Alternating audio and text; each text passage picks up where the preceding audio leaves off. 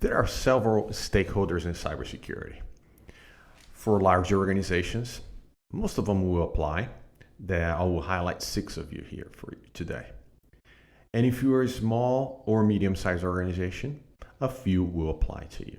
The first one being the board of directors. That one, if you are a public company, is definitely going to apply to you.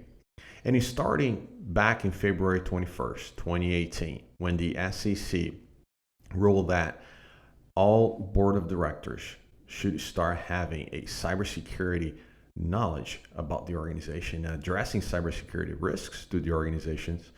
Most board of directors start having a cybersecurity committee, or would be some of the responsibility bared by the audit committee or the board in general. That is started back in 2018. And if you're a public company, board of director, that would be one of the oversight and responsibility being a risk owner for the organization. Second is the chief information security officer. And some organizations, they might have one. Some organizations, they don't. If you're a small or medium-sized organization, perhaps you don't have one. But it is one of the risk owners. There are 2 types of CISOs. One is a governance CISO and one is an operational CISO, and that comes based on their backgrounds. A governance CISO focus most in around policy, standards, procedures, risks in general, strategy, while a operational CISO come more from an operational perspective and recovering from risk and certs and so forth. And large organizations may even have both of them, having these 2 functional different CISOs in the same organization. The third risk owner is the data privacy officer. This is unique. This is a mandate by the General Data Protection Regulation, GDPR, that requires organizations that are dealing with data, processing data from EU citizens, to have a data privacy officer. And which data privacy officer in the organization will also deal with risks related to data privacy of the EU citizens.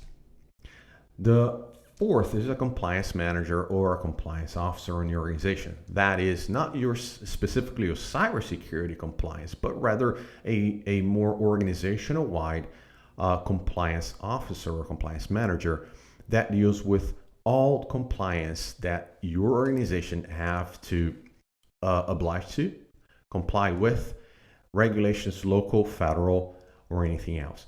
So that is also another risk owner for your organization.